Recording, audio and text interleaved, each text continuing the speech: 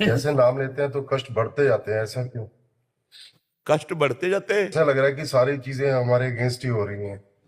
नहीं, ऐसा तो नहीं है, पर यह जरूर है कि प्रारब्ध इस समय बुरा आ चुका है।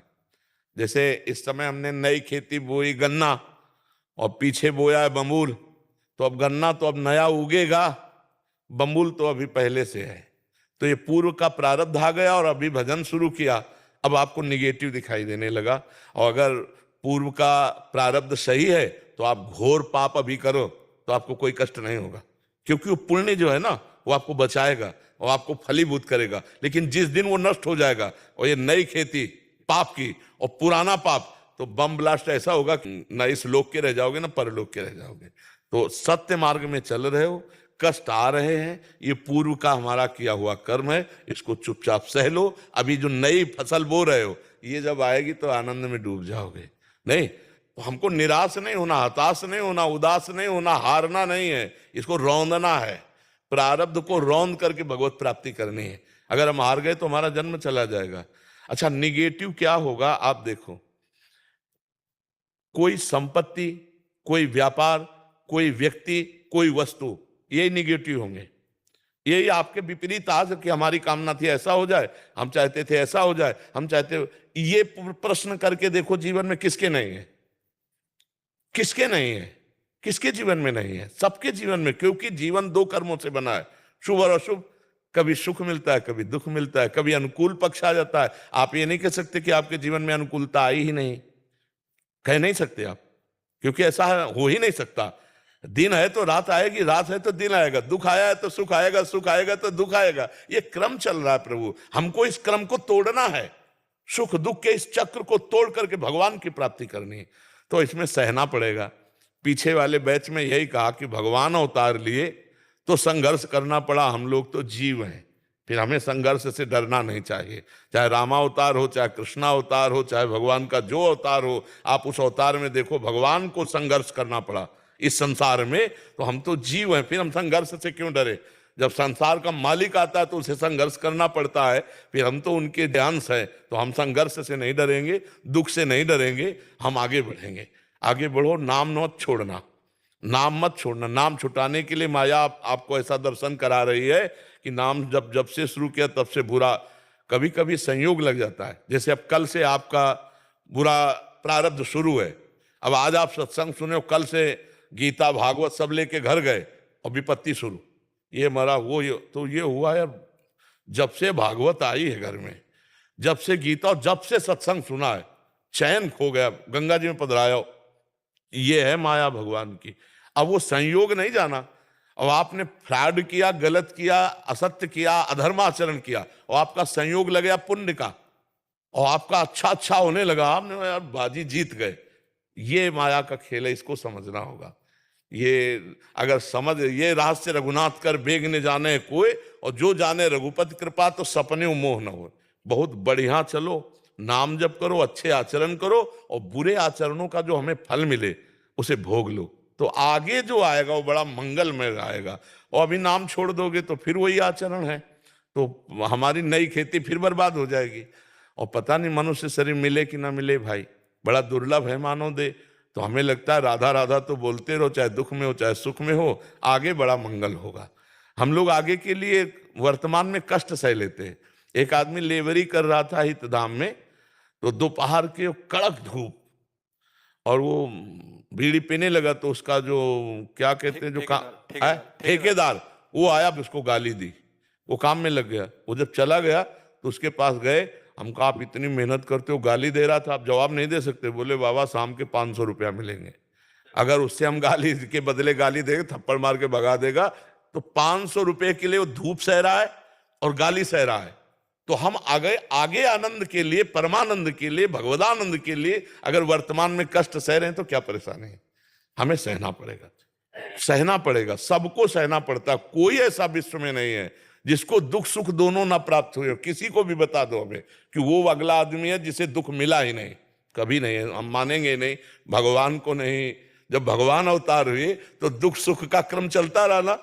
हम वही पीछे बताया कि भैया सुबह राज्याभिषेक रघुनाथ जी का, महामंगल मोद अवधपुरी में, सामय के 14 वर्ष का वनवास है, तापस वेश विशेष उदासी 14 वर्ष राम। बिगड़ गई बात, पूरी अयोध्या उजड़ गई। 14 वर्ष तड़प तड़प के अयोध्यावासी भगवान के विरह में जिए, 14 वर्ष। और कहाँ था राम राजा बनने वाले, आनंद मंगल छा रहा था। तो भाई देख लो, भगवान की अवतार लीला में दिखाया गया नहीं संघर्ष, नंगे पैर भगवान हो क्या क्या सब। तो हमें लगता है हम लोग उनके जन हैं, हमको ये संघर्ष लड़ना चाहिए, हारना नहीं चाहिए। पंडित दीपक शर्मा जी, रतलाम, मध्य प्रदेश। महाराज जी, सरकार आपके चरणों में कोटि कोटि प्रणाम। गुरुदेव भगवान, श्री जी ने इस दास को एक कर्मकांडी ब्राह्मण के रूप में कार्य पर लगाया हुआ है। गुरुदेव, जब किसी के ग्रहों के प्रतिकूल प्रभाव के कारण हम अलग अलग ग्रहों के उपचार हेतु उनके नाम का जाप अनुष्ठान करते हैं, जब इस सृष्टि को बनाने वाले समस्त ग्रहों इत्यादि को बनाने वाले श्री हरि हैं, तो क्या अलग अलग ग्रहों को साधने की बजाय यजमान को हरि तत्व से जोड़कर उनके पूरा पूरा क्लियर। जब जानकी नाथ सहाय करे तब कौन बिगाड़ सके नर तेर ले। हाँ, जो पे कृष्ण चरण मन अर्पित तो करी है का नवग्रह रंक। एक भगवदानंद, एक भगवत नाम, एक भगवत रूप, भगवत लीला, संपूर्ण विघ्नों का ना। हरि स्मृति सर्व विपद विमोक्षणम। भगवान का स्मरण मात्र समस्त विघ्नों का नाश कर देता है। हमें लगता है ये बहुत उत्तम सत्संग के द्वारा आपको बुद्धि मिली है, आप इसको स्वीकार करें और ऐसा ही अनुष्ठान करावें, उससे निश्चित मंगल हो जाएगा। हरि विमुख हो और आप शनि राहु की उपासना करो, बिल्कुल आप जितना चाहो उतना अनुष्ठान कर लो, कभी आपके अनुकूल नहीं हो सकते हो। और 7.5 शनिचर लगा हो और भगवान की आराधना कर रहा तो कुछ नहीं बिगाड़ पाएगा, आप समझे। ये सब लोकपाल, बड़े बड़े देवता, बड़े बड़े नक्षत्र, ये सब भगवान। देवराज इंद्र की पूजा रुकवा दी ठाकुर जी ने, जब देखा त्रिभुवनपति का अभिमान है, रुकवा दी। ब्रज में बाबा से कहा ये जो पुआ खीर सब बना रहे हो ये किसकी पूजा के लिए, तो कहा देवराज इंद्र की पूजा के लिए। तो भगवान ने उपदेश किया और कहा देवराज इंद्र की पूजा नहीं होगी, गिरिराज गोवर्धन की पूजा होगी।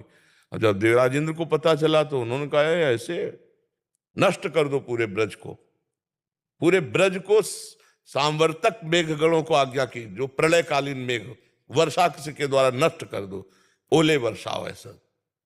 उनको भगवान का प्रताप तो पता था, लेकिन प्रमाद स्थिति के कारण भूल गए थे। भगवान ने सुदर्शन चक्र को आज्ञा की, ऊपर ही सब उठा के गिरिराज जी को 7 दिन 7 रात्रि समस्त ब्रजवासियों को, आसपास भगवान शेष जी घेरा बनाए हुए। जब देखा भागवतिक शक्ति के आगे कुछ नहीं, तो चरणों में आके कामधेनु गाया के साथ आके अभिषेक किया और चरणों में कहा प्रभु अब दोबारा गलती नहीं होगी, हम जान गए कि आप परब्रह्म परमात्मा हो। तो कोई भी ग्रह नक्षत्र देवी देवता जब भगवान की शरण में हो जाया जाता है तो कोई कुछ नहीं बिगाड़ सकता है और रक्षा करेगा। जैसे आप भागवत में देखिएगा जड़ भरत जी का प्रसंग। जड़ भरत जी को एक काली उपासकों ने, दस्युराज था तो उसने संकल्प किया था कि यदि संतान होगी तो हम नर बलि देंगे। तो संतान हो गई तो एक आदमी को पकड़ के ले आए और वो आदमी को बढ़िया सब खान पान के लिए फ्री कर दिया। तो जो खवा रहा था उसने कहा खाओ, इसके बाद गड़ासा भी चलेगा, तुम्हारी बलि दी जाएगी। और वो अवसर निकाल के भाग निकला। अब उन जो दस्यु के अनुचर थे उन्होंने कहा तो हम ही को बलि चढ़ा देगा। अगर हमने कहा कि भाग गया है वो, तो जल्दी ढूंढो। तो देखा तो ये ब्रह्मबोध संपन्न महापुरुष जड़ भरत जी शरीर भाव से ऊपर उठे हुए एकदम। अरे कहा इससे बढ़िया कोई अब होगी बलि, पकड़ लिया, बांध लिया। तो महापुरुष उन्होंने सोचा प्रारब्ध है, ले गए, स्नान कराया, खीर पुआ पवा खूब आराम से खा लिया, तिलक लगाया। और जे ही देवी के सामने गर्दन झुकाई तो देवी की प्रतिमा में ऐसी जलन पैदा हुई कि देवी प्रतिमा फोड़ करके प्रकट हो गई और वही तलवार लेकर अपने ही पूजकों को काट डाला। जड़ भरत जी के प्रसंग में देखना, जो भगवान का भक्त है, जो ब्रह्म ज्ञानी है, उसको कोई ग्रह नक्षत्र देवता उसका कुछ बाल बाका नहीं कर सकते, क्योंकि सब में ब्रह्म बुद्धि रहती, भगवत बुद्धि रहती। तो हमें लगता है सही उपचार यही, हरि स्मृति सर्व विपद विमोक्षणम। समस्त दुखों से बचने का उपाय एकमात्र भगवान के चरण है। हाँ, चरणों का चिंतन करना ही समस्त दुखों से मुक्त होना है। ऐसे भगवान से विमुख रहो, चाहे जितना आप किसी को अनुकूल करने की कोशिश करो, कोई जा पर कृपा राम की हुई ता पर कृपा करे सब कोई, ये सिद्धांत समझ ले। बहुत उत्तम बात है जी। हेमविज जी, न्यू दिल्ली से। राधे राधे। स्वामी जी, मन में बिल्कुल स्थिरता नहीं है, कैसे स्थिरता लाएं? किसी का स्थिर नहीं है। साधना से स्थिर होता, किसी का स्थिर नहीं है। पानी को कहीं भी छोड़ो नीचे ही जाएगा। अगर पानी को ऊपर चढ़ाना है तो यंत्र की जरूरत है, नहीं यंत्र की जरूरत है। अब मन को कहीं भी छोड़ो विषयों में जाएगा। अगर उसको भगवत मार्ग में चढ़ाना है तो मंत्र की जरूरत है। जपो मंत्र डट के, और मंत्र से देखो ये ऊर्ध्व गति को जाता है कि नहीं जाता है। मंत्र जब जपते हैं तो ये विषय रस, नाना प्रकार की गंदी बातें दिखाता है, आप उससे बचते रहिए।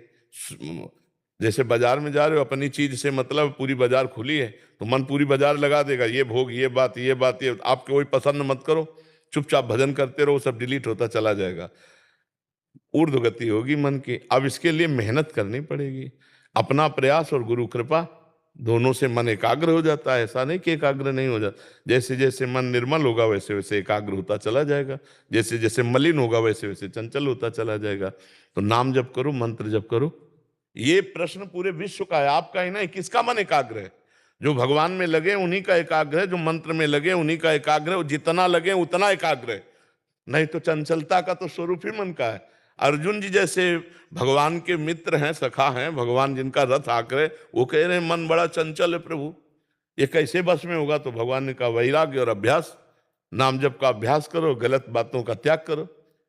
गलत बातें जो आ रही हैं, गलत क्रियाएं तभी होती हैं जब गलत बातों की स्वीकृति करके हम संकल्प करते हैं तो क्रिया बन जाती है। हम बातें ही नहीं स्वीकार करते तो संकल्प ही नहीं बनेगा, क्रिया ही नहीं होगी। तो ये हुआ वैराग्य, और नाम जप कर रहे हैं, मंत्र जप कर रहे हैं, अभ्यास अपने आप अचंचल हो जाएगा, स्थिर हो जाएगा, निर्मल हो जाएगा। समझ पा रहे हो आप? नाम जप के बिना भाई नहीं होगा। नाम जप दवा है, पक्की दवा है, मन को शांत करने के लिए, डिप्रेशन से मुक्त होने के लिए, भव समुद्र से पार होने के लिए, ब्रह्मबोध के लिए, प्रेम के लिए, जो चाहो वो सब प्राप्त कर सकते हो। नाम, हम जीवन का सार अपनी बात बता रहे, नाम पकड़ पाओ तो पकड़ लो, नाम जप करो, सब ठीक हो जाएगा। करके देख लो, एक बार ये भी खेल के देख लो ना। सब लोग कहते हैं कि सब करके मन भागता है जाप करने में, कोई परेशानी नहीं है। हम बिना बताए आपके आग छुआ दे, जलोगे ना? जान के छुओ तो जलोगे, अनजान में छुओ तो जलोगे, या कोई दूसरा छुआ दे तो जलोगे। क्यों? क्योंकि उसमें दायिका शक्ति है। आप समझ रहे ना, अग्नि में दायिका शक्ति है। ऐसे विष में मारण शक्ति है। प्यार से पी लो तो, कोई धोखे से पिला देते तो आपको मरोगे ना। ऐसे अमृत में, वो अमृत तो है तो प्यार से पियो, या जैसे भी, ऐसे नाम में तारण शक्ति है। नाम भगवत प्राप्ति कराने में समर्थ है। भाव कुभाव अनख आलसहु, नाम जपत मंगल दिशि दसहु। दसों दिशाओं में उसका मंगल होगा, चाहे भाव हो, कुभाव हो, अनख हो, आलस्य हो, कैसे भी हो, मन लगे ना लगे, उसमें सामर्थ्य है, तारण शक्ति, वो आपका परम मंगल कर देगा। दसों दिशाओं में कहीं भी हो, ऊपर नीचे अगल बगल सब जगह आपका मंगल होगा जब नाम चल रहा है। इसलिए मुझे लगता है मन की चक्कर में नहीं पड़ना चाहिए कि मन लगे तो ही, मन लगे ना लगे, अपनी शक्ति का प्रभाव नाम दिखा के रहेगा। यद जिह्वागे वर्तते नाम तुभ्यम, जिसकी जिह्वा के अग्रभाग पर नाम विराजमान है। राम कहो, कृष्ण कहो, हरि कहो, राधा कहो, जो नाम प्रिय हो, आप देख लो आपका मंगल होगा कि नहीं होगा। हम अपने विश्वास से कहते हैं, अपने जीवन भर के अनुभव से कहते हैं, महापुरुषों के अनुभव से कहते हैं कि नाम के बिना मंगल नहीं हो सकता, नाम के बिना मंगल नहीं हो सकता। गर्जना करके कहते हैं, हाँ जो ये तो हमारा जीवन धन है, हमारा प्राण है, हमारा सर्वस्व है। पर हम इसलिए कह देते हैं कि रुचि विभिन्नता के कारण किसी के ऊपर ऐसा नहीं। अगर कोई राम जपता है तो वही राधा है, वही राम है। कोई कृष्ण जपता है, कोई शिव जपता है, कोई माँ जपता है, हमारी दृष्टि में भेद नहीं। पर अगर हमसे पूछो तो हमें जो गुरुदेव ने दिया है वो राधा नाम मेरा जीवन सर्वस्व है। हाँ, राधा नाम, राधा राधा राधा, ये हमारा जीवन है, यही हमारा प्राण है। राधा नाम है जीवन हमारा। पूरा जीवन का सार बता रहा हूं, सब साधनों को करके, सब साधनों को करके। राधा नाम है जीवन हमारा, राधा नाम प्राण आधार है, राधा नाम है कर्ता विधाता, राधा नाम पालनहार है, राधा नाम सबका पूज्य है। राधा नाम का पूजन करें, राधा नाम के ही ध्यान से हम अपना शुद्ध मन करें। राधा नाम के जप ध्यान से प्रेम बढ़ता जाएगा। राधा नाम ही हमें प्रेम में निकुंज में पहुंचाएगा। सर्वोपरि वृंदावन धाम नौ निवृत्त निकुंज, सब कुछ इसी राधा नाम से प्राप्त है। राधा नाम सुधारसम रसितुम जिह्वास्त में विह्वला, राधा राधा राधा राधा, ये सर्वस्व है। अब जैसे कोई भगवान नाम और जप करता है तो मेरे भगवान के अनंत नाम है, सब नामों में सब में सामर्थ्य, तारण शक्ति, सब में ज्ञान शक्ति छुपी हुई है। जो नाम जप करो उसी से सब प्राप्त हो जाएगा।